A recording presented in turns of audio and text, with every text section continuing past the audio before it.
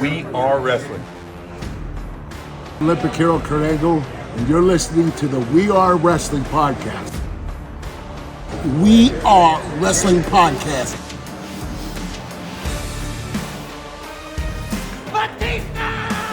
Hey everybody, Eric Bischoff here, and you are listening to We Are Wrestling Podcast. You're watching We Are Wrestling.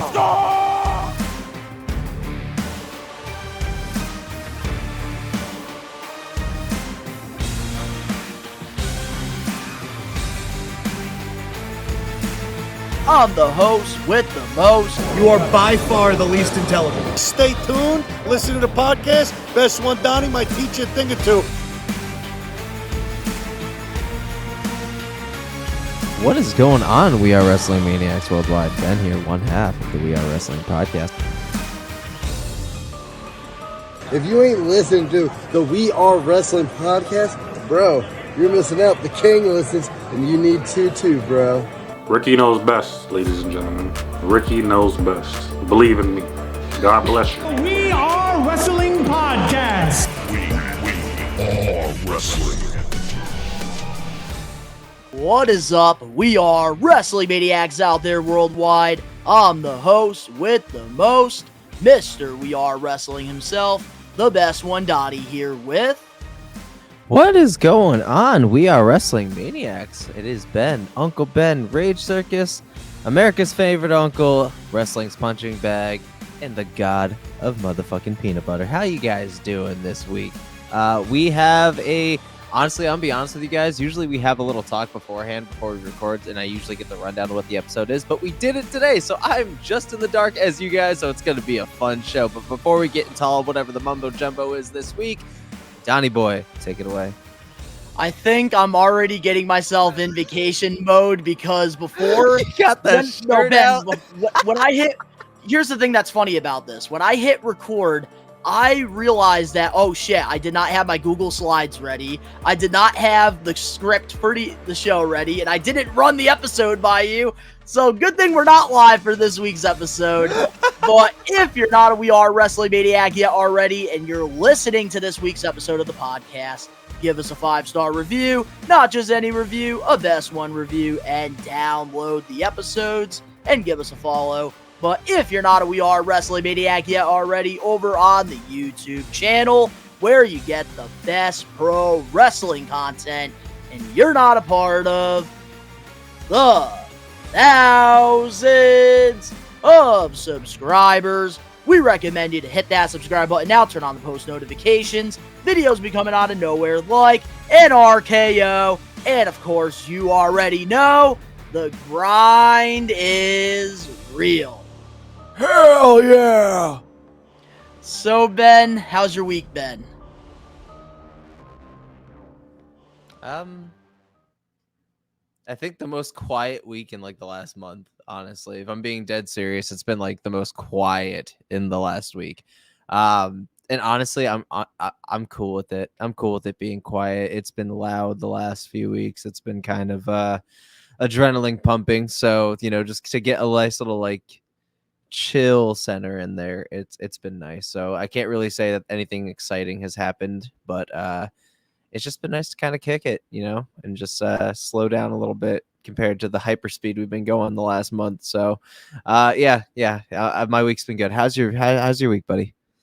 So my week has been a little bit of a rocky little roller coaster, and yeah, this week, great week as a basketball fan, because my Brooklyn Nets, we finally traded our best player, who's a role player, and we got 5 first-round picks for him, and we're going back into a complete full rebuild mode, which is what I've been waiting for.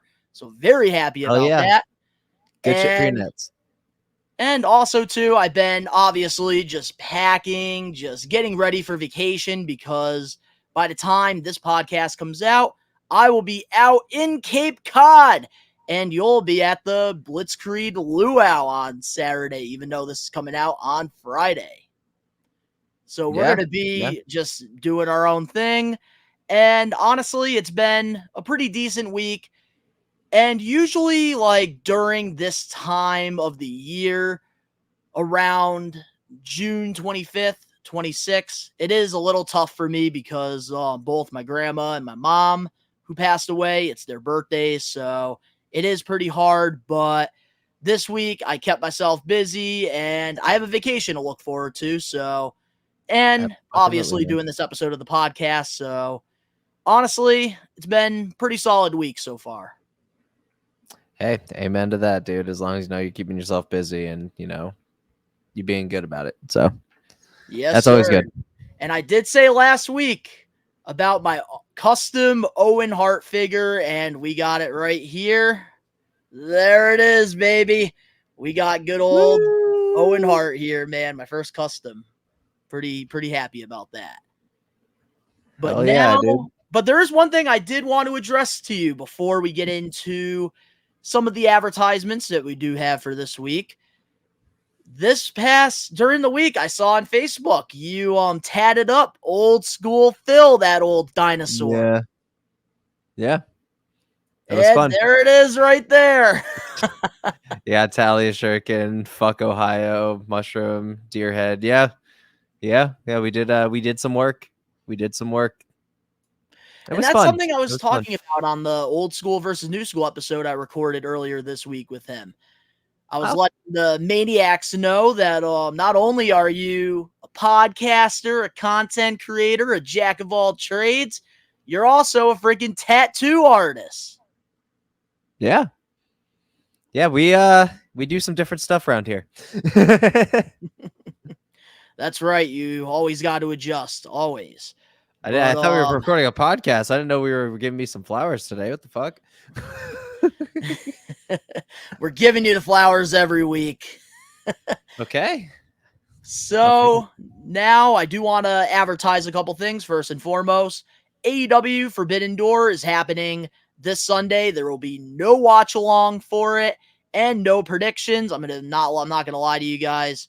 I have not been really following AEW, only the MJF stuff. Just gonna keep it 100. I'm gonna throw out some shade here though from one of our fellow content creators. Even good old boy, the AEW Daniel the Mark Huckins, even called it a bore fest. Apparently he was falling asleep. So I'm just like, he was falling asleep if he admits it. Because if you ever call him out, he'll deny it. But if he admits it, it's a problem. Sorry, continue. But here's the thing though about Forbidden Door. Like, I think it's a very cool concept for like the diehard wrestling maniacs like Ricky who loves New Japan. Do it once in a while though. But I'm just not really into it. Like, I just don't have the time in my schedule to really follow what CMLL is doing, what New Japan Pro Wrestling's doing. Like, I like watching WWE, I like watching AEW, and I also like tuning into Impact. Well, TNA. Right, so, bud. So here's the thing. Realistically, who the fuck else can come through that forbidden door that we're not expecting at this point? Like, it's hard to do a forbidden door anything when your whole company is basically a forbidden door. Like, it's hard. It's really hard to get excited about it. It's hard to sell storylines. It's hard to be marketable. The reason why it was successful at first when they started this, I believe in 2021, 2022, was because it was special attractions. And now, like, you have CMLL people just showing up randomly at random times. You have New Japan guys showing up all the time. So that it's not fun anymore to really get excited about. When your whole company is basically a revolving door of forbidden door shit, it's what makes this one so special? It's like, what can you do that's so different that hasn't already been done by you that can make this feel like a unique show that topped the last one? You can't. You can only do these kind of shows every few years, roughly, and it has to be a big deal. It's like, oh shit, we're getting a Forbidden Door event. Who could we get? Because in 3 years' time, a lot of things could shake up in the wrestling world. So doing it once a year is futile. Yeah, but to be honest, like, they can just bring in New Japan guys and CMLL guys and AAA guys around Forbidden Door time. They could do it once a year, but don't have them show up all year round. Like, I understand them showing up right now to build up this pay-per-view, but all year round, it doesn't make sense to have a CMLL guy showing up in like a random episode in October. When your company is a Forbidden Door revolving door, it's hard to get stoked. That's what I was saying. That's it. You know, it's like you got to stop these ties with these. You got to, I'm not saying burn the bridges, but close the door for a little bit.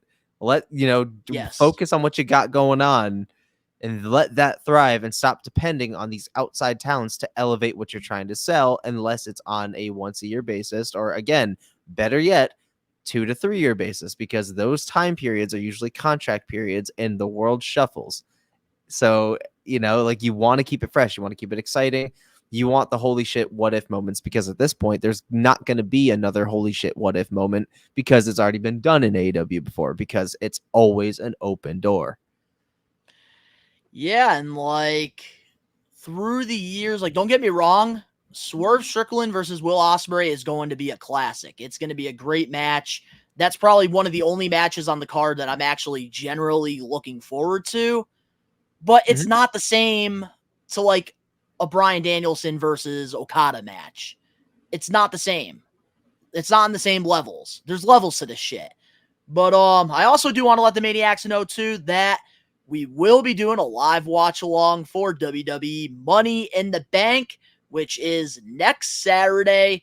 And we'll also be doing predictions during the week. And I will be doing a ranking of every Money in the Bank winner, ranking them from worst to best. So we will be having some Money in the Bank related content over on the We Are Wrestling YouTube channel. And finally, if you guys have not checked out the We Are Wrestling vlog for the Wrestling Classic, you guys can go check that out, because Ben and I and Ricky and Phil and Cam were all in it, having a good time. Friggin' Ben's getting a beer bath by the Sandman. If you guys have not watched it yet, I don't know what's wrong with you.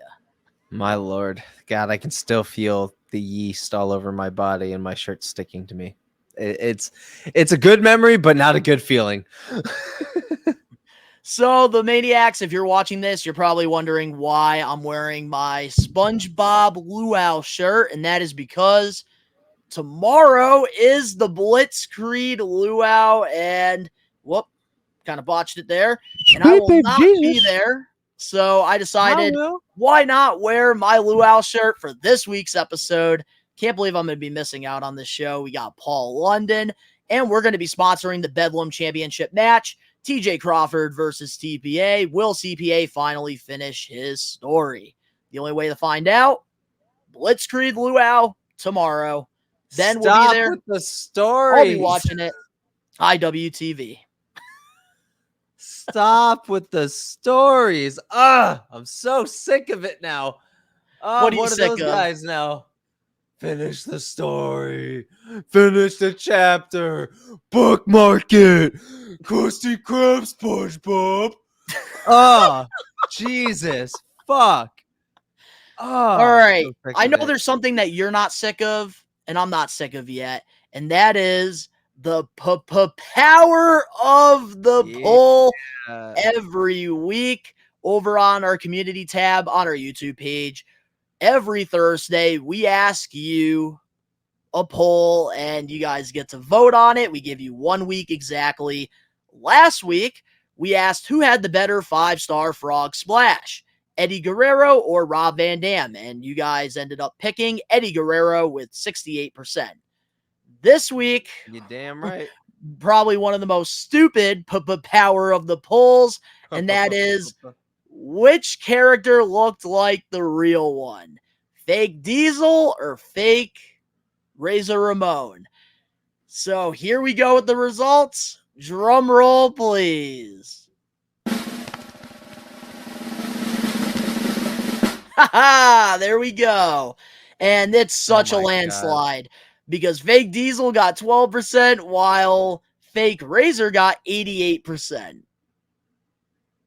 Jesus fucking Christ. Yeah, dude, it's a landslide. Like the fake Razor genuinely, like at first glance, you could mistake it for Razor Ramon. You really could.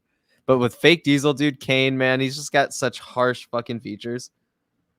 Yeah, this is like one of those like sweeps. It's obvious. Like fake Razor looks so much more like to real Razor than Glenn Jacobs trying to be Absolutely, Diesel. bro. I can't believe WWE Mattel, they actually made a fake Diesel figure.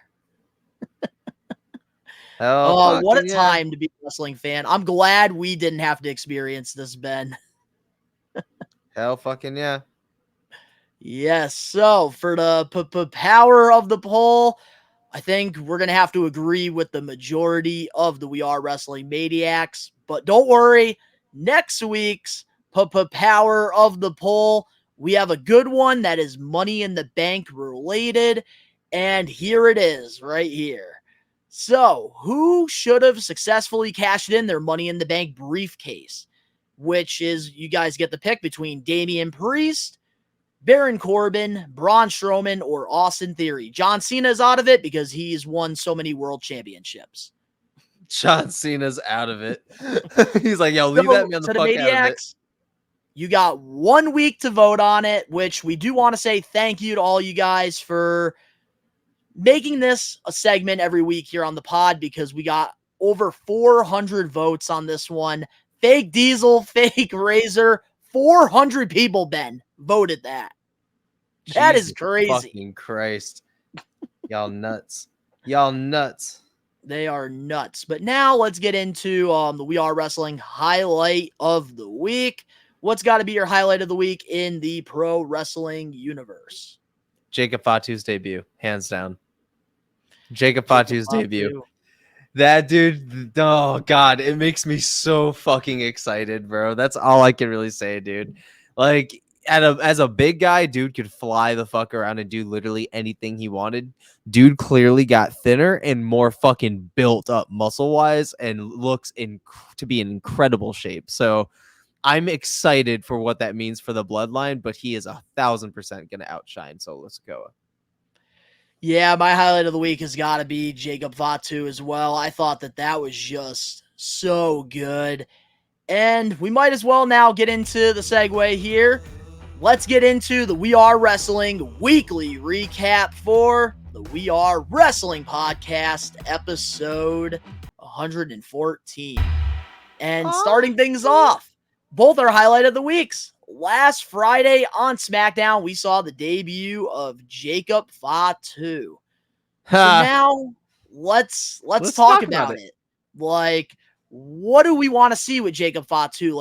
What do we want to see happen now moving forward? Because obviously there's been rumors going around since WrestleMania that Fatu signed with WWE, and then they were trying to hold him off because they didn't want him to outshine Solo. And now he's officially made his television debut. How do we feel? Dog, I'm so excited.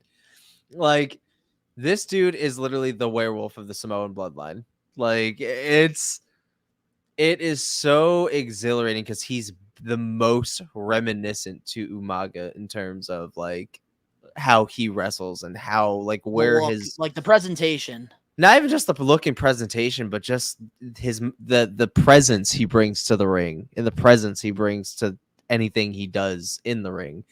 He just has that same super villain, larger than life feeling about him. And I haven't felt it in a long time. So I'm like, this dude is going to be unstoppable. Like, when eventually the bloodline story does come to an end and it's just him, he's going to be a future world champion, bro.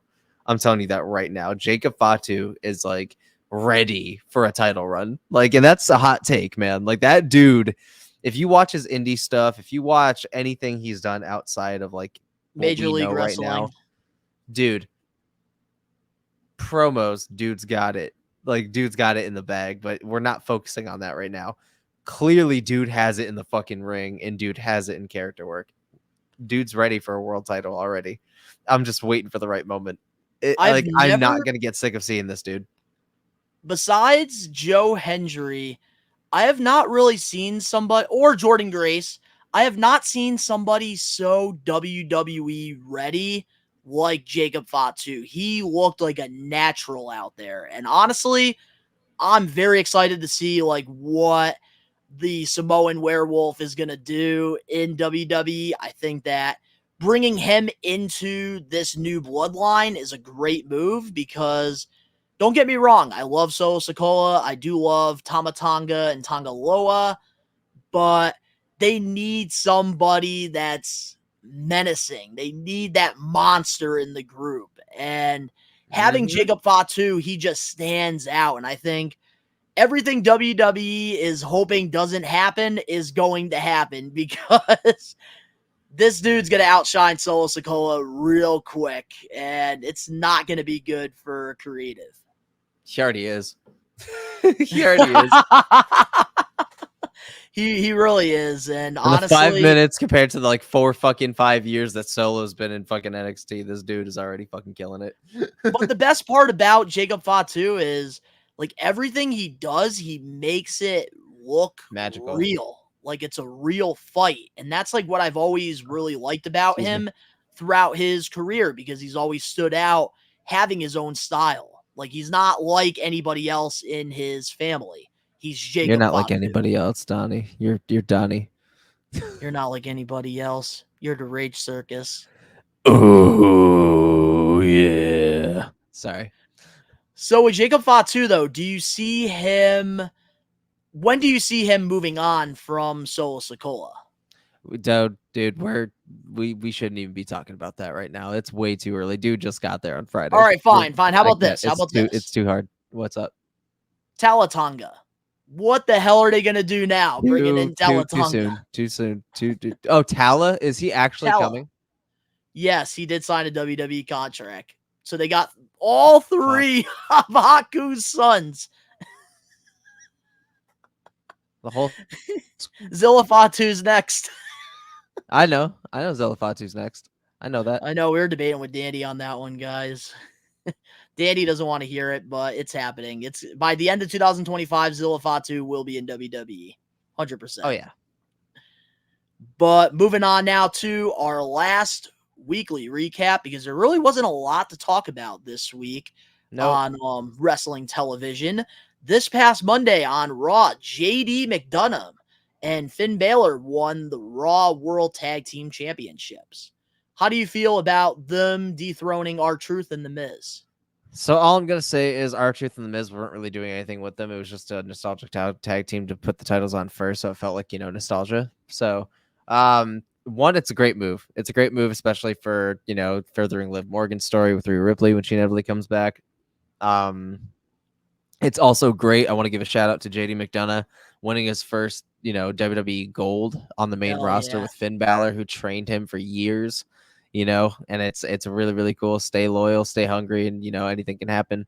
But yeah, I'm hyped about it. Like I'm hyped of how it's gonna further the story. I'm ready for the explosive reunion when Rhea comes back. Like it's gonna that is gonna be a highlight story. Everybody's gonna be tuning into. Everybody. It's great even seeing Finn start to be like, no, we're good. We got this. The only person that's really going to still be on Rhea's side is Damian, likely, before that fucking changes. So probably Damian and Dom, it feels like. I kind of like how it's split. Like I Dom's really like what they're doing here with Liv. Bro, Dom is going to be officially going either solo or him and Rhea are just over and he's still part of the Judgment Day because they are officially breaking her up. He's gonna drink the Kool-Aid. He's gonna drink the Kool-Aid. You know how this ends. The best part about all like the Judgment Day segments on Raw, Dirty Dom had a platter of fucking chicken nuggets. I loved it. Yeah, dog. But yeah, either or, it's thrilling for everybody involved. Yeah, man, I really like what they're doing here at the Judgment Day. I think it really does further the whole storyline with Liv Morgan and Rhea eventually to a bigger payoff. And I think giving Finn Balor and JD the championships, I think was a great move because Miz and R-Truth, it was cool that they got that WrestleMania moment, but they're really not doing anything serious with them. And like, I kind of want champions that are going to be serious, that are going to defend the belts. And I think JD and Finn, they're going to be on the PLEs defending the titles. And the tag, the tag titles haven't even been defended on a PLE going all the way back to WrestleMania. So, like, we need to get these tag titles back in these PLEs. Absolutely. But, up next, we have the comment of the week. And, of course, the We Are Wrestling weekly news and rumors. We'll be right back with more We Are Wrestling podcast, episode 114. Hey, everybody. Eric Bischoff here, and you are listening to We Are Wrestling Podcast. Collecting has always had a special place in my heart, going all the way back to when I was a kid. I remember my parents taking me to Toys R Us and waking up on Christmas morning to a bunch of new action figures. I had bins filled with thousands of rare WWE, WCW, ECW, and TNA figures through the years until, unfortunately, I ended up selling my whole childhood without knowing the true value of my collection. 2 years after I made that horrible decision, the pandemic hit, and I realized there was a part of me that felt missing, and that was collecting. My whole life, I've loved collecting wrestling figures, wrestling memorabilia, classic video games, Nickelodeon stuff, sneakers, Funko Pops, and even Angry Birds. As time went by, I decided I wanted to get back into collecting, except this time, document it and rebuild my collection over on Best One Donnie. So, if you want to go back into time and relive my nostalgic memories, subscribe now. We're back, and Ben, take it away. Every week on the We Are Wrestling podcast, we have a segment called the Comment of the Week.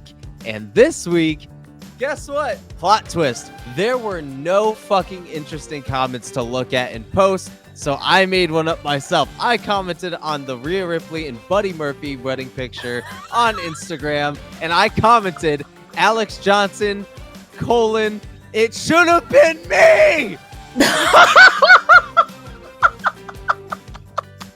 So guys, let's You pulled talk a about 180 on me! it. Because normally Ben and I, we go over the show, guys, and this week, we totally forgot to do that. So for Ben to say, the comment of the week is nobody. It was me all along, Donnie. It was me all along. It should have been me. Oh, that was great. So guys, there wasn't any interesting comments, so I decided to go ahead and make the dream come true. I manifested a comment of the week, and I just spoke it through my vessel, which was Alex Johnson this week. So guys, if you guys want your comment featured right here on the We Are Wrestling segment, comment of the week on the podcast, all you got to do is comment down below on any of our social media postings, any videos, any reels, you name it. Give us an interesting, spicy comment, and your comment might be featured right here on Comment of the Week. Unless Ben decides to manifest it again. No, listen, dog, if you go through all of the comments, they were either irrelevant, lackluster as hell, or just straight boring. So I can't give honest material if there's nothing juicy out there. So I made one to talk about. But also congratulations to Rhea Ripley and Buddy Matthews on their marriage. They just got married a couple days ago, I think on the 24th or something like that. Give them their privacy. 23rd. They're about to be on their honeymoon. The 23rd, they're about to be on their honeymoon. So guys, congratulations. Congratulations to both Rhea and Buddy as well. I hope that they have a successful and happy marriage. And we will pay for the restraining order personally from We Are Wrestling for Alex Johnson, who is definitely punching air right now. I don't know about that. Alex Johnson loves his Liv Morgan, but moving on. With that being said, let's get into the We Are Wrestling weekly news and rumors. And this week we got news that's just all over the place here. Some of these are going to be probably quick. Other ones, I feel like we're going to have some good discussions. So starting things off, WWE strikes another massive deal, this time with Indiana, who will be hosting the Royal Rumble February 1st, a future 2-night WrestleMania and SummerSlam at Lucas Oil Stadium, where the Indianapolis Colts play. What's your thoughts on WWE continuing to lock these huge deals? Fucking awesome, dude. Again, I love seeing people eat. I love seeing people get some money, It's awesome. It's rare that we get announcements on cities making huge deals for multiple events, especially a couple of them, 3 of them were the big 5, if not all of them were the big 5.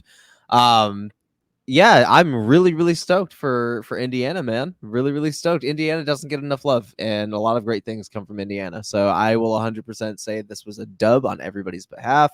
Obviously, Indiana's happy with the deal. WWE's happy with the deal. Everybody's eating, and we're going to be getting some pretty damn good events coming out from Indiana. So we're good. So here's what I got to say about this. We always praise Triple H's creative. And I gotta say, WWE has always been fantastic when it comes to the marketing side of things. But I feel like with this new era in WWE, the way that they're doing this, announcing 3 of the biggest PLEs in a massive deal and making a big deal out of it, having all of these sources like ESPN covering it. And I think it's just brilliant. Having Pat McAfee, who was a player in the NFL playing for the Colts, on his show making this announcement, having Triple H on there. And I think this is just brilliant all around. I know WWE is getting paid big money to host this event, and this is how it should be. WrestleMania, Royal Rumble, SummerSlam, those are your blockbuster events. You shouldn't have to pay to go to the city. They should be paying you. And I think that Triple H has done a great job in that side of the marketing. And it just makes me really excited because, especially with Pat McAfee being in WWE, you know there's going to be some big things with him on these shows. And especially starting off with the Royal Rumble in February, which I wish it wasn't February, but it's all right. Royal Rumble is going to be lit still. Honestly, man, I'm very happy with this deal. And WWE, like, if they need to continue doing this because it's only creating more buzz around this hot streak that they're on. Yeah.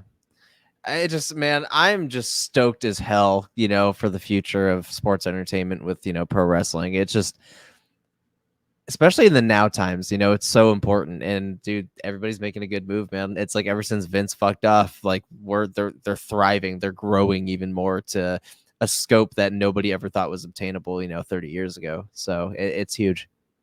And plus, Monday Night Raw this past Monday was in Indiana. So having this big announcement, the fans that bought the tickets for Raw, they're more excited. And it's only going to show on their television, which this past Monday, the crowd was fantastic. And I think having that news really got them more excited because imagine a WrestleMania coming to your city, your state. Of course, you're going to be very fucking excited. And we haven't had one in the Boston area in a long time. If we get a Mania in Boston, we are going, bro. Like, that's non-negotiable. That's non-negotiable. Like, we are 100%. Going, dog. Like, it's, yeah, dude. We're taking the entire We Are Wrestling crew. We're going to leave Cam to do the live watch-alongs for you guys while myself, Ben, Ricky, Phil, the adults go to fucking WrestleMania. But moving on now to our next weekly news and rumors. Kevin Owens' son, Owen, may follow his father's footsteps. While appearing on the NHL Now show, Owens revealed that his 16-year-old son, who stands at an impressive 6'8", recently got in the ring for the first time. Owen says he got in the ring last week for the first time. That might be an avenue. It was pretty awesome to see. With WWE, I'm able to bring him to the best possible place to start training. It's great to see him have the interest and at least give it a shot and see what happens. What's your thoughts on Kevin Owens' son getting a shot and getting into this a little bit? Motherfucker, goddamn earn it. I'm so sick of everybody's goddamn kid joining wrestling, not seeing them for years, and then have them fail ferociously when they get there. Like, motherfucker, just be sure. Don't waste your time if you're not gonna. It hurts. It hurts. You're gone all the time. It's not what it's really painted out to be. Just be sure. All of these kids are like deciding they want to be pro wrestlers, but it just, I don't know. Like I think it's cool wanting to follow into the footsteps of, it's their dad. Cool. They live around it. They're inspired X, Y, and Z, whatever typical shit everybody wants to say. I'm just on the other side of the fence because I'm a realist. That's it. And honestly, like, a part of me, like, I'm happy for his son. Like, finding the interest of becoming a wrestler. But then the other side of me is like, man, what happened to wrestlers going out and earning it? Like, I feel like every week we're talking about somebody's kid getting an opportunity with AEW, getting an opportunity with WWE, TNA, New Japan. Remember the days when you had to start off in the independent circuit? Of course, I remember the days, Donnie. You get somebody who made it, like, for example, Create a Pro. All these guys that we see at Blitzkrieg, they all train with Brian Myers and Pat Buck. And then they go out to the independent circuit and they have to freaking earn their stripes to get opportunities where they will start doing extra work, being a security guard or doing something where they get attacked on an episode, jobbing out. And then eventually, while they're getting their reps in, they get bigger opportunities. So I kind of wish like these people that, like their fathers or mothers are wrestling, they can just earn it. Go out in the independents and work. Kevin Owens, it was not an easy path for him to get to the WWE. He fucking busted his ass for years in the independent circuit. Then he got an opportunity with Ring of Honor. And then eventually it led to him going to WWE and having a successful career. Mm-hmm. And I feel like I'm kind of with you on that. Like, I kind of stand where, like, I feel like we need to start earning opportunities because there's so much talent in the independents that deserve a chance. And they're not going to get that chance because someone's fucking son has it. Exactly. But, man, this kid is looking like he's going to be a monster, though. That monster can get fucked, hit a gym, and fucking earn his stripes. Yep, I agree. He kind of looks like Abyss and Peter Griffin. Kevin made a baby. Yeah. Big as fuck. But moving on now to that's your kid. Huh?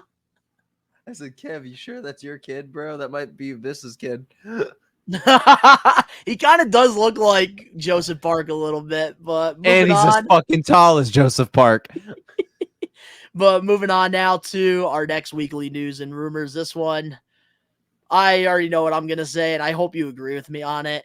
Shayna Baszler will be returning to GCW for Josh Burnett's Bloodsport again on July 28th in Brooklyn.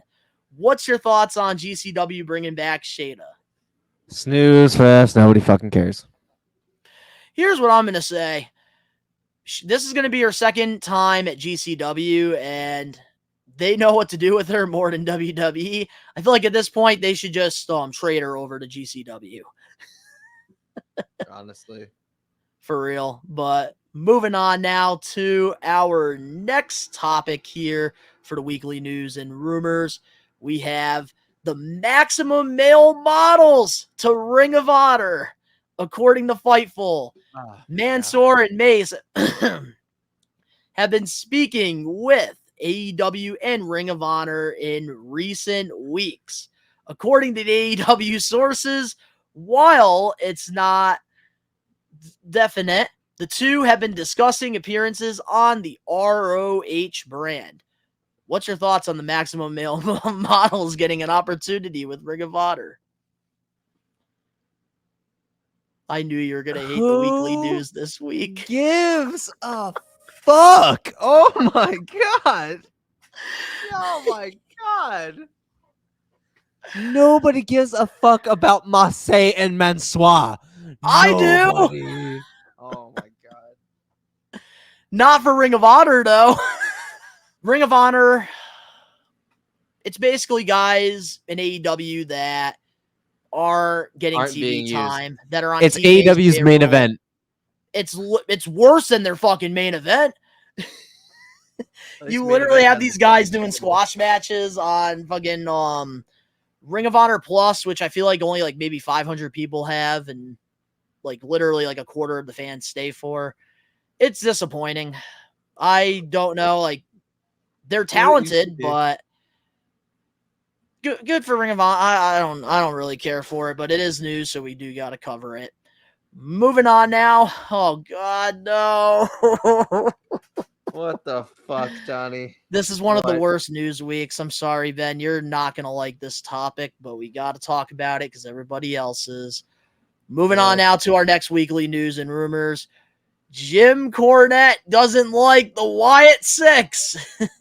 Recently on Jim's podcast, he stated that AEW looks like a goddamn serious production next to this shit. This is exactly what TK needed. This is the best thing that happened to Tony in AEW since Vince McMahon was forced out of WWE. Yeah, another unforced era. What is this? If you're going to do a horror movie, then just make a horror movie. Obviously, Ben already walked away. Oh, boy. I don't think Ben is happy, guys, about this week's... It's already over. I already read it.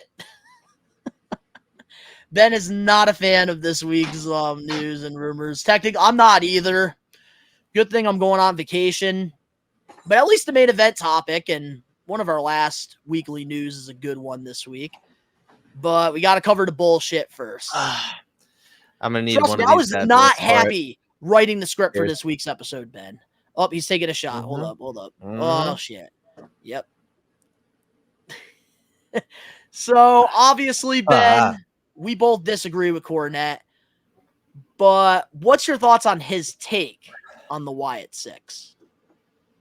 Fucking dumb. You and I, we praised it last week on the show. Fucking dumb.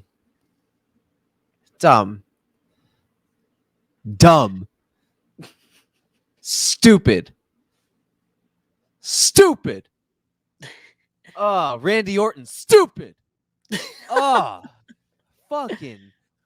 Why are we talking about Jim Cornette's fucking irrelevant takes? That is the dumbest shit. Then do you understand how gold that shit was when it went down? Do you understand how visually pleasing that is the most visually pleasing fucking practical effects set and introduction of a dark faction that I have seen in a long time. Anybody, even fucking Helen Keller, who was deaf, dumb, and fucking blind, would have thought that shit was gold. I'm sorry, but that is the dumbest shit I have ever heard in my entire life. Like, this is, again, why old people go senile and need assistance by the end of their fucking lives. Because they don't know what the fuck their own asshole is, yet alone what good product is.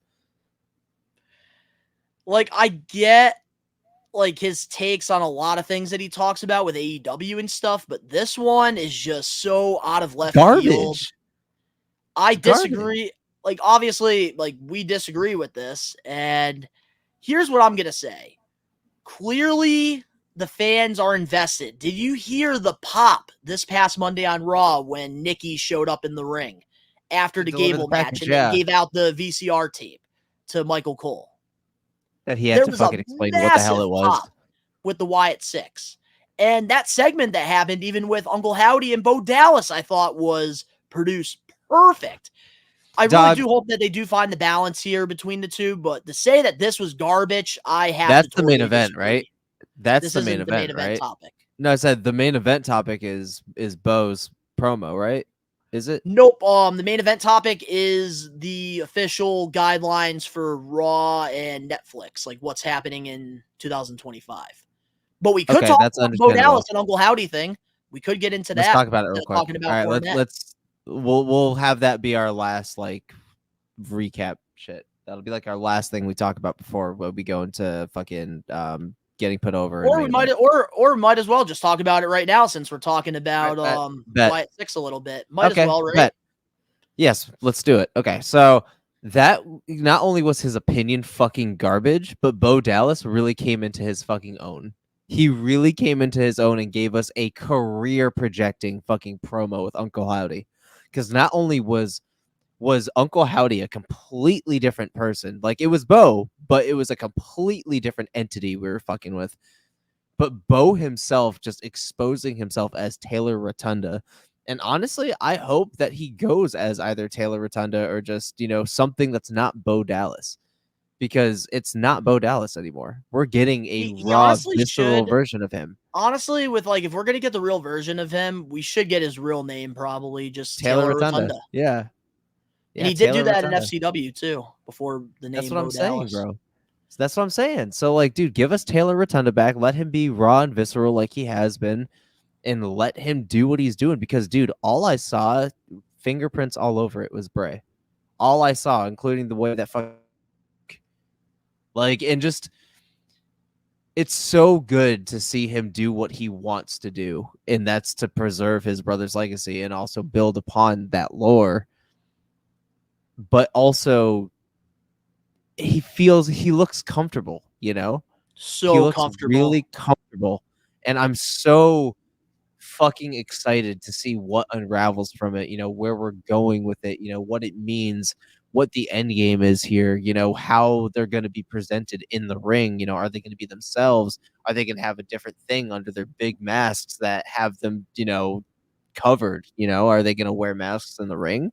Are they going to have something under? Are they going to just look pale, different? Like, I'm curious, you know, it's little things like this, like how is Howdy going to perform in the ring? That's another thing. Like, his top hat's gone.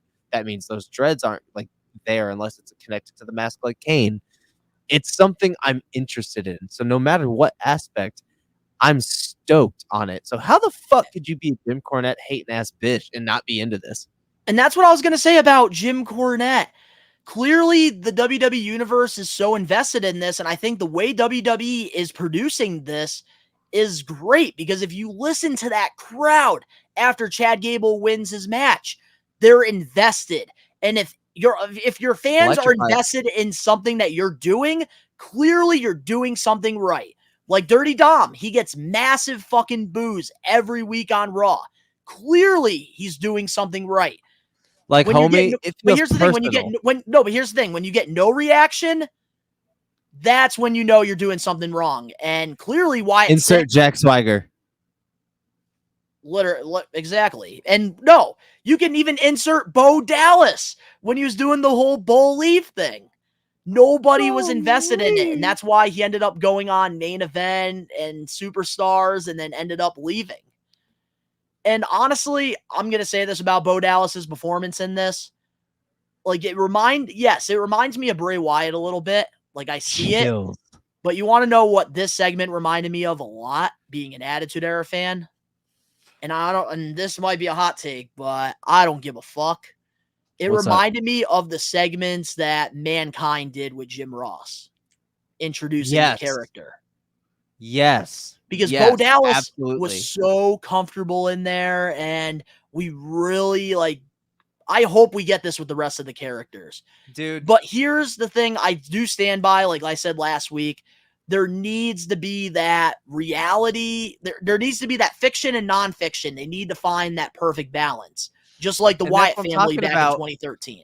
That's what I'm talking about in terms of presentation too. Well, like, how are they going to move in the ring? Shitting on the segment. It's wrong. It's wrong. Like, there's no opinion there. It's just a wrong fucking rancid take, and I hate it. Like, it's just, there's so much creativity. There's so much soul being put into this product, and you can see it. It was handled with nothing but fucking care.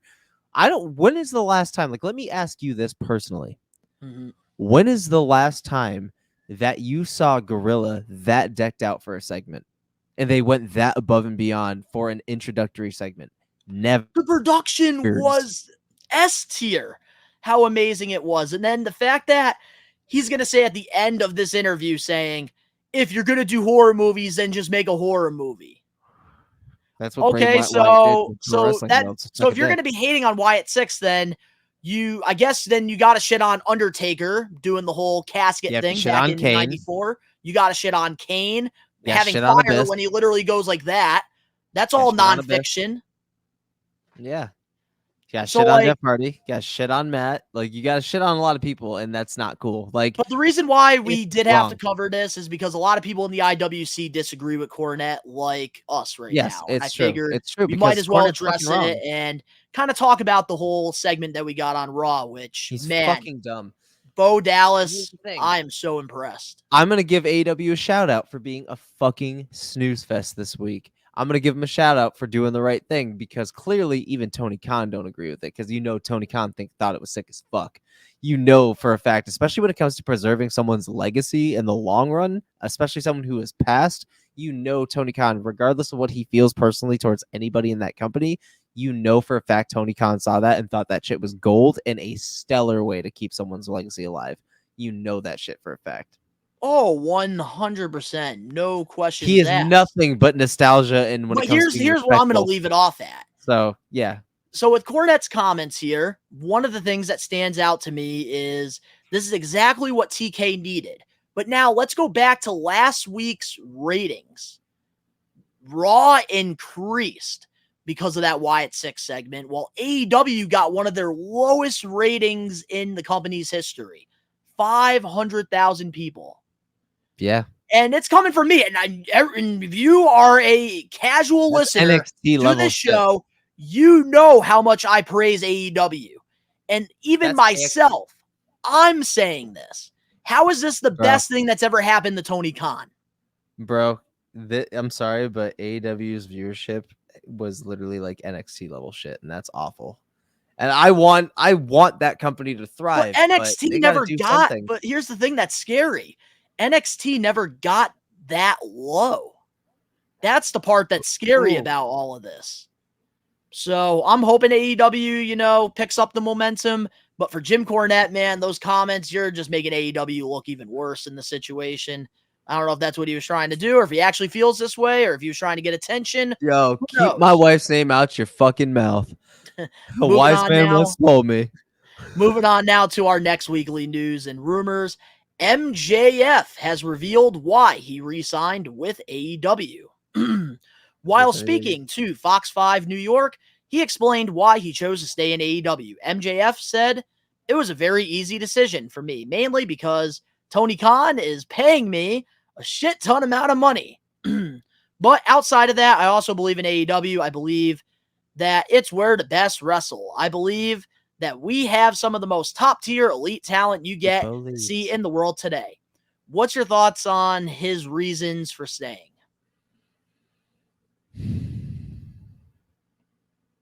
What a week for the news, huh?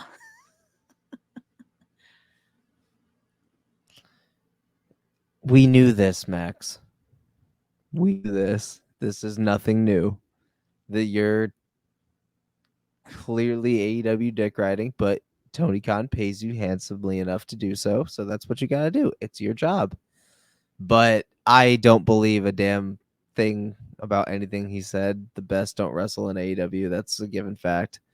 I don't know. I don't know, man. I don't know. That's all they literally have is really good wrestlers in the ring. That's literally but they have no storyline, no substance, no actual structure for any of their storylines. They don't showcase half, 3/4 of what they have in the back. That's gold that Tony's sitting on, just so WWE doesn't have them.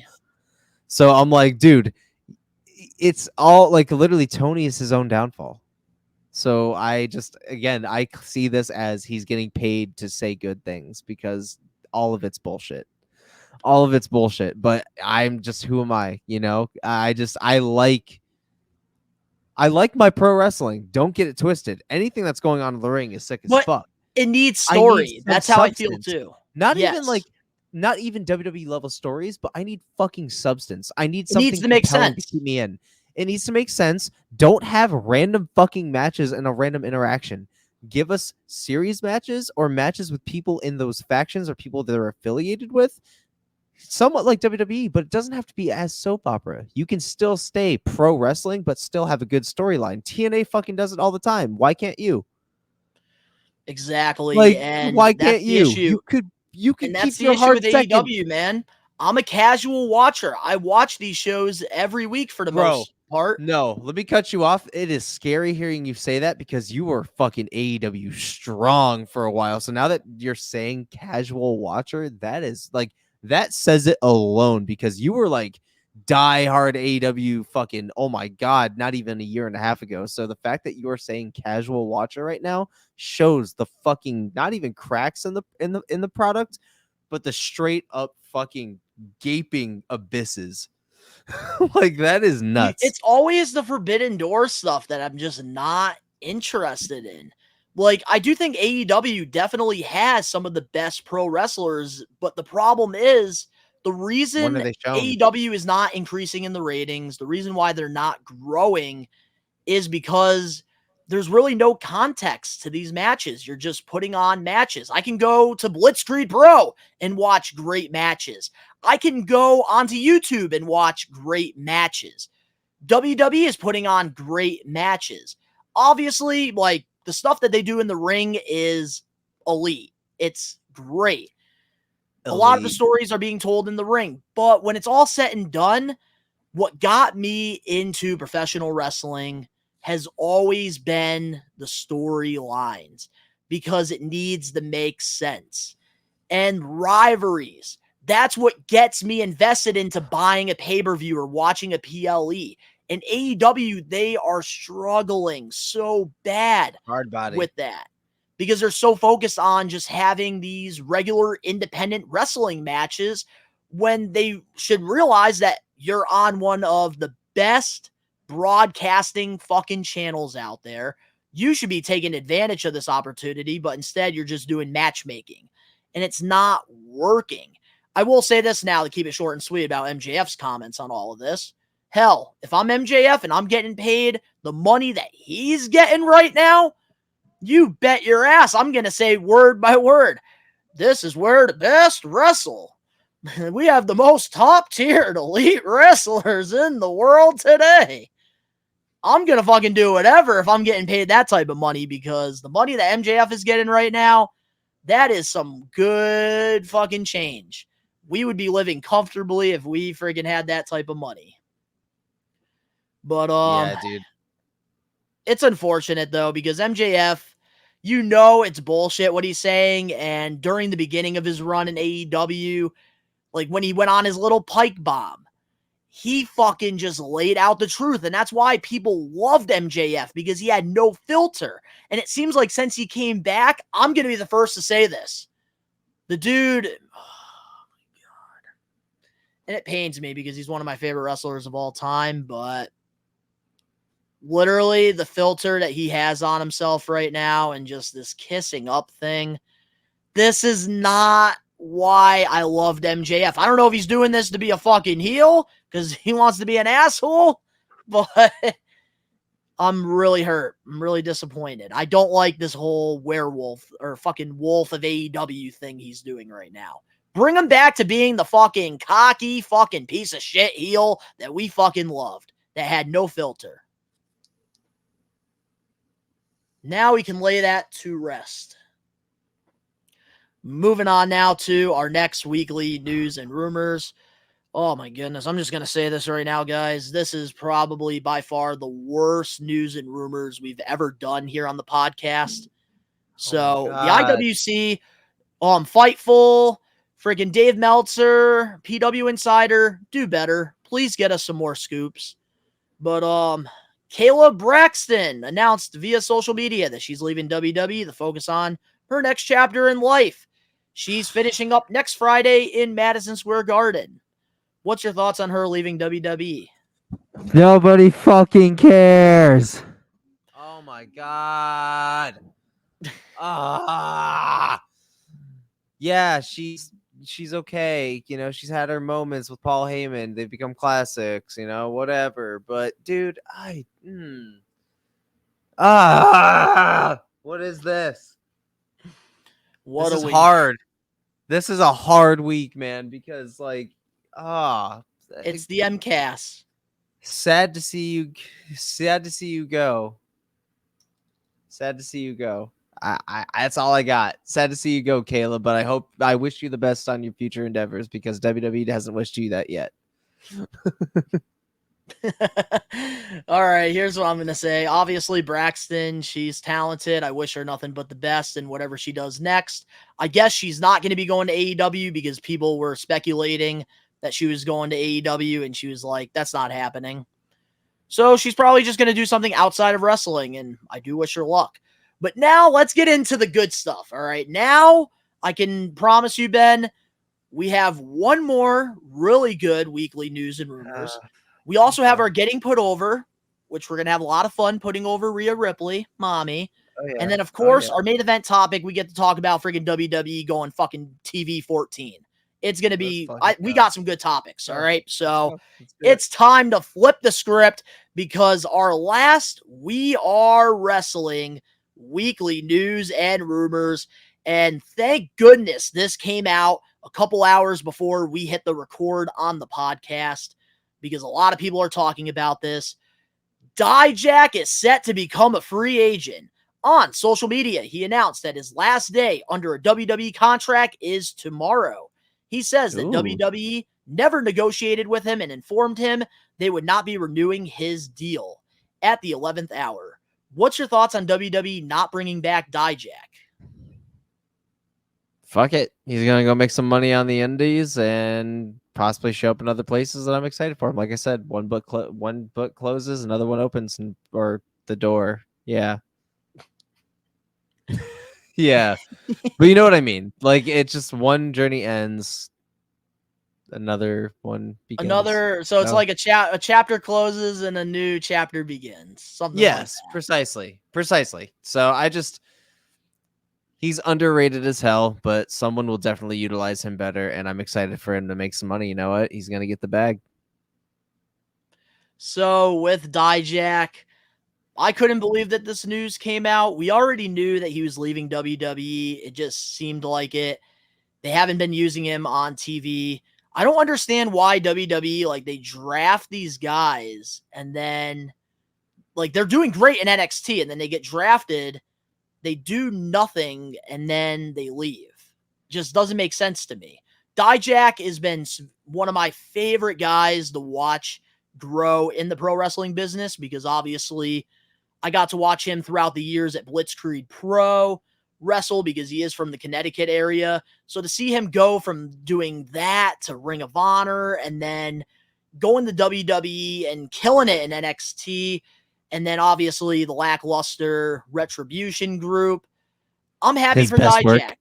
He did have a decent run in WWE. It could have been better, obviously, but I think that he's going to go out in the indies or go to TNA or go to AEW or just go to Japan, and he's going to fucking kill it because he's that talented. I think wherever he goes and he bets on himself, they're definitely going to get the best of him, and I'm very excited to see what's next. His contract is up. The podcast is up right on Friday. His contract is up. He's officially a free agent, and hopefully he has a very successful run outside of WWE because the man is talented and a very nice guy too. Yeah. And he's been doing a pretty good job despite not being on TV, like with his social media clips. Like, he's been posting a lot of viral stuff, and he's really because there's a lot of wrestlers out there, and this is why I got to give Dijak credit. There's a lot of wrestlers out there that if they were in his position, they would just fucking pretty much bash the company, just shit on it, and pretty much just try to find their way out. Dijak, he wrote his contract out, and while still being under contract, he still tried to put himself over on social media. So I do respect that and wish him nothing but the best. But up next, we have the Getting Put Over segment and, of course, the main event topic. We'll be right back with more We Are Wrestling Podcast, episode 114.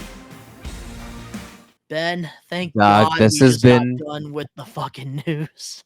This has been the most painful shit I've ever done here. This has been the most, dude. The news has been stale this fucking week, dog. Oh my God. Hello, I'm Elias, and you are listening to the We Are Wrestling Podcast. So, guys, I'm here with Tommy Dreamer, and I was wondering, what was your favorite weapon to use back in ECW? Well, thanks to my good memory, the Queen of Extreme, Francine, she reminded me I was the first person in my innovative style to use a human's leg, a fake leg, but that was one of my favorites to use. And I've used it a lot of times ever since. So that's because it's unique. We're back, And every week, we do this thing called the Getting Put Over segment, where every week, Ben and I, we alternate and we pick one past, present, or future professional wrestler, and we put them over. Last week, it was my turn, and we put over Shelton Benjamin. This week, it's Ben's turn. Who are we putting over? We putting over mommy herself, Rhea Ripley. Oh, yeah. Dude, that's perfect. That's perfect. Queen as fuck. Yes. Perfect statue. Yes. Yes. Oh, God. I would worship that fucking statue every fucking day. God damn. I'd pray in front of her every day before I go to work. All that shit. You know it. Before I go to bed. Give mommy a kiss on the cheek every night. Which one? That is up for debate. That is up for debate. But, man, it's ironic, because I was telling you this before we got on here, that we're putting her over on the week that she is getting married. That is pretty fucking cool, I think. And, like, we didn't even plan this either. Like, we didn't know, like, she was going to get married on the 23rd, and we're going to put her over on the 27th recording this. So I just think that's kind of cool. It's going to be fucking lit, man. All right, Ben, where do we begin? I'm going to let you start this off. So I ain't going to the humble beginnings. We going all over the place because Rhea Ripley is just... So... She's got all of us all over the place. Yeah, dude. I ain't gonna fucking time period her the way we do with most wrestlers where we start at the beginning and go all the way. No, we're just gonna talk about her. We're gonna... Just it's go a all worship over the place, session. man. This is a worship session this week. Might as well keep the statue up. Yeah. Yeah. So this is a worship session this week. This isn't just your typical getting put over. This is just this is like the A Million Things I Love About You episode. So I am simping for some mommy right now. Where do we begin? So first of all, she's Aussie as fuck. That's cool. Like she just... All right. Rhea Ripley is basically your today's China. Like she is today's China. She's today's Beth Phoenix, all rolled up into one perfect fucking oomph of a woman. And I can speak for all of us simps that it's particularly Alex Johnson that I am wrapped around that very muscular mommy finger of hers. Oh my God. What can't Alex we not Johnson's talk a Liv about? Morgan. He's a Liv Morgan guy. He's an everybody guy. You hear his dirty thoughts in the fucking chat. Don't even act like it. Don't even act like you haven't seen it. By the way, guys, Alex Johnson, he's one of our casual viewers that he's always like with the live watch alongs. Oh, and Lord. He's one of our day one guys. That's who we're talking about. Just for He's some a day context. one. But my God, the horniest guy I've ever met in my entire life. But I can agree when it comes to Rhea Ripley. Everything she does, she could stomp someone's fucking head in. And I would be like, God damn, can that be me? No, let's talk about her accolades and what she's done so far for just the women's revolution in general. I could She is share them. I have them breaking- right here. Fucking pull that shit up right now. Pull it up right now. All right, so some of the accolades that Mommy has had throughout her WWE career. She is a one-time WWE Raw Women's Champion. She's also the one-time Women's World Champion. She's a one-time Raw? She's only a one-time Raw? One-time Raw because the new one, they consider that the World Heavyweight Championship. Oh, gotcha. Okay. She's also a one-time WWE Women's Tag Team Champion with Nikki Ash, a one-time NXT Women's Champion, a one-time NXT UK Women's Champion. She also won the Royal Rumble in 2023, and she also did win the NXT UK Women's Championship Tournament back in 2018. God damn. That is quite a bit, dude. She's pretty much like has dipped her toes in all of it. She is quite decorated for sure. And that's like another thing, dude. Like, and let's not forget either, she had like her women's world title run. She's had that belt. She had it for over a year. Bro, before having the vacate. I called all that shit very early on. From 2019, I called like Rhea Ripley's like God status because like I was all about it. I'm like, dude, she's like The way she moves in the ring, like, yeah, at the time she needed promo work, but the way she moves in the ring is almost veteran-like. And she's hard-hitting. She genuinely fights like a dude. Like, she's not like your typical... She's not what you would... You're going to hate me for this. She's not your typical what I would consider a Sasha Banks, where it's very like childlike. It's like watching a teenager have a tantrum and finally hitting their dad because they're upset that they took the car. Like it's like genuinely like hard hitting. Jabs at my girl. Man. It's even better. It's even better than Becky Lynch, arguably. Like, Rhea Ripley is, but now, like, I do want to add something in there. Okay. Becky and Sasha, their in-ring style is not the same as Rhea. Rhea's more of a strong style. She is more focused on like the bruising side of like wrestling, while Becky and Sasha, they're more like doing the high flying and more like submissions. Rhea's more of like a hard hitter, and that's usually called strong style. It's unfortunate that Rhea wasn't as seasoned as, the Four Horsewomen were, because Rhea belongs in there. She belongs in there. She belongs a spot in that group because she's better than a couple of them, especially in the ring. I will arguably say that I would trade Bayley out of the Four Horsewomen for Rhea Ripley in a heartbeat. Like, in a heartbeat. I can't argue that. She's better in the ring. She's better on promos. She's a better face and heel. Like, she just overall is a better superstar than Bayley. I feel like if you could rewrite the Four Horsewomen, I'd have to put Rhea in there above Bayley. Like, she's just better all around. Like, Rhea already feels like a walking, talking Hall of Famer. Like, she already feels like God status. Like, she has that same. You remember when we were there at Survivor Series at War Games? Yes. Like, Roman Reigns. Remember when we felt that energy when he came out? I feel the same way about Rhea Ripley. I feel the same way. Like, dude, and here's the thing I want to say too. I felt that same way meeting her at the big event New York, because there were fans that would literally go to the table for, I believe it was Fitterman Sports. They had a table and they would go there. They would purchase either an autograph or a photo. They would get in this crazy line, like a Six Flags roller coaster line. They would go to meet her, and then they would go right back to the table and get another photo or something with her. And there was one fan that was in front of me that went into her line 4 fucking times. That should tell you everything right there when it comes to godlike presence with her. Yeah, that's what I'm saying, dude. This might be one of our best statues too, by the way, and I'm not even trying to be biased here. It really is, bro. It really is. It just makes sense and it fits. But yeah, dude, Rhea Ripley is just on a whole completely different fucking level, than she was even 3 years ago, like 2019 even alone, which was, obviously a little longer. She was already on a rise. Like, she already noticeably like becoming one of like the big players. Now it's absolutely fucking insane, where she is as for the women's history. Here's what I will say, though. Like, when they had her as the NXT champion and, like, during the Thunderdome era in 2020 going against Charlotte, I really wasn't a fan of her because it seemed like WWE, they were trying to, like, push her right away because obviously we knew how talented she really is.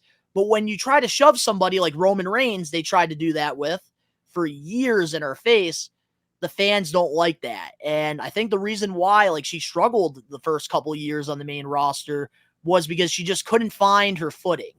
And I think that's where the Judgment Day, it was a fucking match made in heaven for her because she was really able to establish her character work, her promo skills, and then she went on to having such a legendary run with the championship. Because I remember that Royal Rumble, watching it live with you, man. That was one of the greatest Royal Rumble endings of all time. Her and Liv Morgan, they fucking killed it. Rhea Ripley, man, like I said, dude, she is Future Hall of Famer, first class. She is the I said it. 10th wonder. She is the 10th wonder of the world, bro. 100%. Like she is incredible. Like incredible, bro. Like even arguably better than Beth Phoenix, man. Like especially in terms of strong power. Like she's even better than Beth Phoenix. I've I'm seen more. Rhea Ripley. I am more of a crazy fan of Rhea than what do you call and it? I was a Beth fan of Phoenix. Beth. I was a fan of Beth too, but like I I was think never the that biggest the fan torch, of Beth, but she's the very torch was- talented. the torch was rightfully passed, though. It was rightfully passed, and I just her future is so broad, and like I'm so excited to see like what's next for her when she comes back. Obviously, it's going to go into her feud with Liv and everything, but to see where it culminates, where she Ooh, lands, I like can't wait for is that she going to be a feud. baby face when she comes back? Probably, more Yes. than likely. So it's like I am. She's in the position right now where I think regardless what they do, it's gonna work. Like she's already put the reps in. She is one of the top women in WWE right now. Easily. Bro, she 100% her asking price better go up. And the crazy part is, homegirl ain't even 30 yet. She's younger than me. That's crazy. But now let's talk about some of her matches that she's had throughout her career in WWE so far. Some of our matches that kind of stand out to us. I have to automatically, my heart has to go to WrestleMania 40 already, just by presentation, crowd energy, her entrance, the moment we got, the pop, like just everything about that match felt like history book level, like WrestleMania 21 level, WrestleMania 19 level, WrestleMania 17 level. Fucking, you're gonna remember that for a long time. And who better than Becky fucking Lynch, bro? Like who better than Becky Lynch as her opponent? Like it just and it was a great match in general. I think another really, really good Rhea match would probably be her. I can't quote exactly one, but her and Charlotte. I was gonna Her and say, Charlotte had a banger. that was like the one match that really stood out to me. I think it was WrestleMania 39 when she won the Yes, championship against Charlotte. yes, And yes. got like Her redemption and from what Charlotte. happened at the Thunderdome. Precisely. Everything that Rhea has done has felt super important, though. Like it feels career building, and that's hard nowadays, man. There's not a lot of even superstars today that have gotten that. Like Nikki Cross never got a career building moment. She never got a WrestleMania big, like huge moment, and it's just like this feels big, for the future of women's wrestling. Like if she were to ever leave WWE, so help me fucking God, I would scream. I don't think so. She would, but if she were to ever, I would 100% pay attention. I would 100% do whatever I could to keep watching her. And that's hard in a women's wrestler to like have that kind of conviction for someone's fandom, but I 100% would for Rhea Ripley. And those two matches alone for me were incredible. She's a needle mover. And Charlotte Flair, again, bravo to Charlotte Flair in that match too.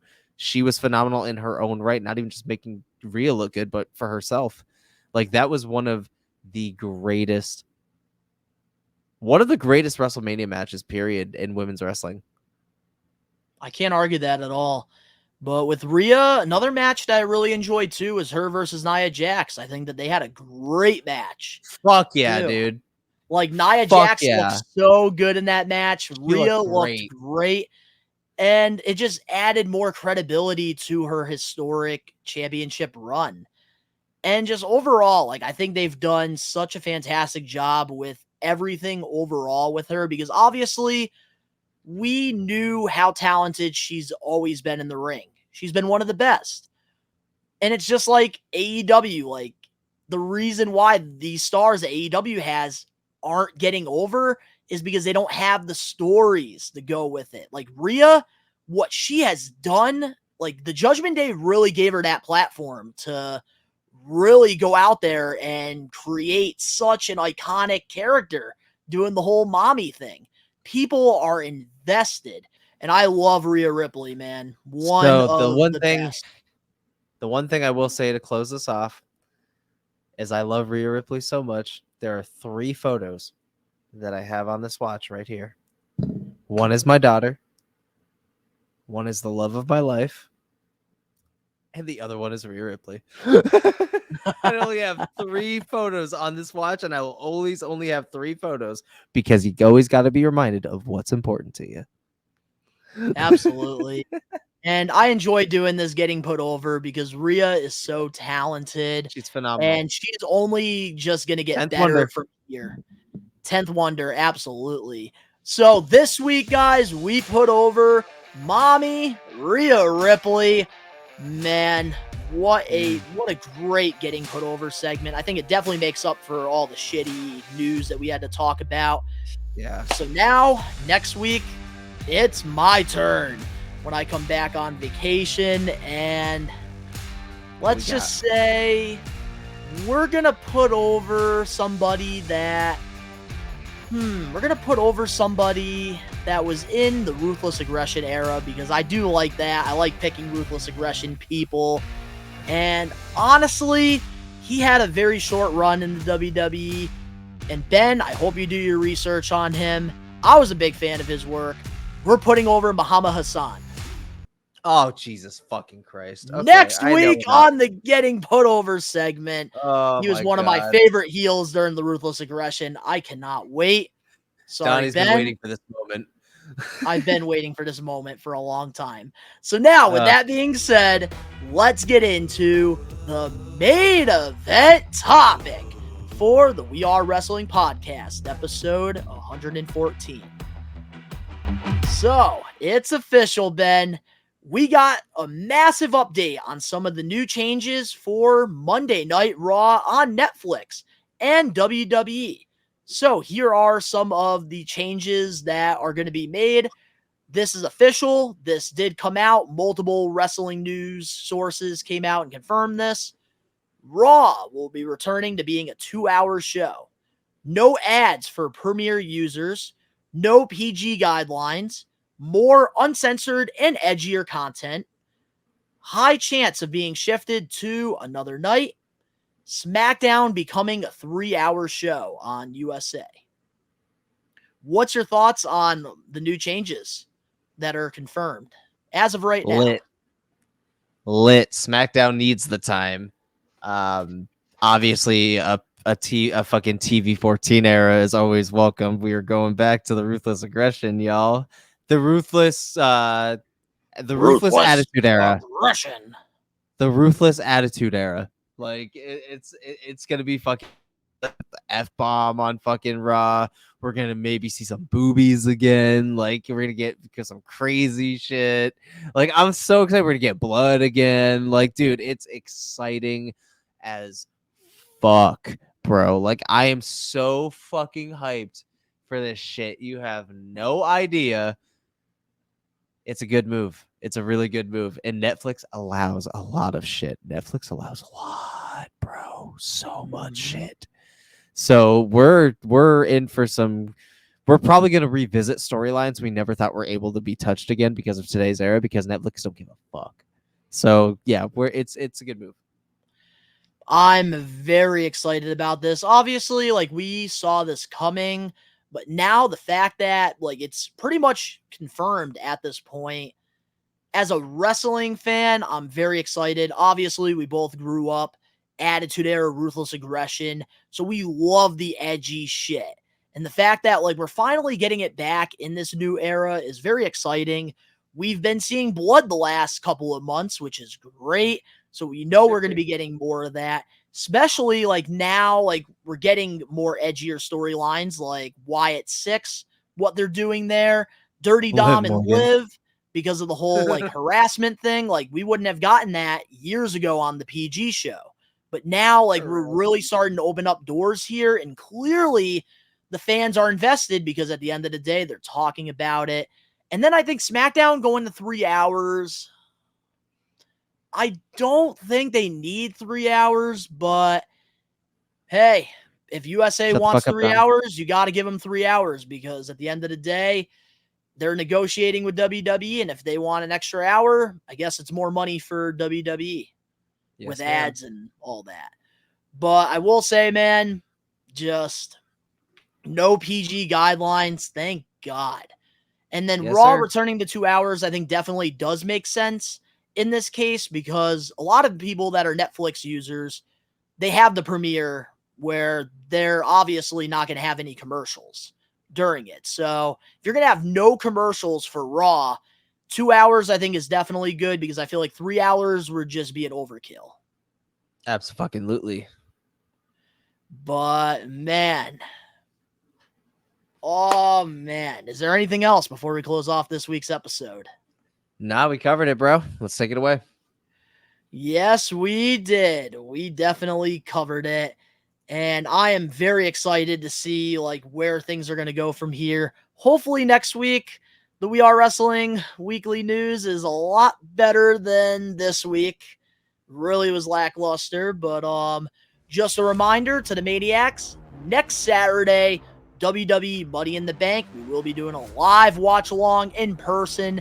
It's going to be a good old time. Definitely not going to want to miss it. Also, we'll be having predictions during the week. We're also going to be doing a ranking all the Money in the Bank winners. And it's just going to be a fun week of content. Also, tomorrow, like as this podcast is already out, I will be in Cape Cod.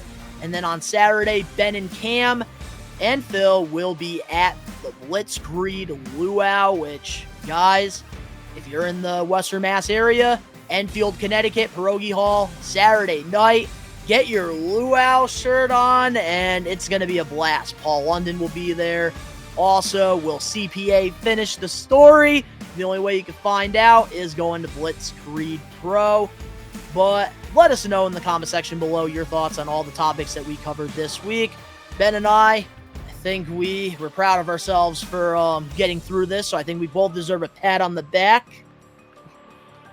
If you guys enjoyed this week's episode, smash that like button now. Ben and I definitely didn't enjoy a lot of the news. If you're not a We Are Wrestling Maniac yet already and you're listening to this episode, give us a 5-star review, not just any review, a best one review, and download the episode and give us a follow. If you're not a We Are Wrestling Maniac yet already, over on the YouTube channel where you get the best pro wrestling content and the video version of the podcast for free. Subscribe, turn on the post notifications. The link's down in the description box below. You can follow Ben and I over on our social medias and other YouTube pages. Ben, are you done doing reactions? Because you've been doing a lot of gaming streams on your channel. No, I'm not done doing reactions. I just enjoy gaming a lot more, and it's a lot easier. So, guys, Ben is doing live streams pretty much almost every day over on his channel, Rage Circus. Myself, Best One Donnie. I'm doing toy videos, toy hunts every other day. And I'm even posting some basketball stuff now over on DBTV now that my Nets are going in a full rebuild. Oh yeah, what a time to be a fan. All the links down in the description box below. I also started my own toy Instagram page as well at Best One Toys. I'm posting things from my collection once a day over there. So if you guys are into that, follow Best One Toys. 100 followers, giveaway. But to all the We Are Wrestling Maniacs out there worldwide, we are out of time. We're taking over. Peace.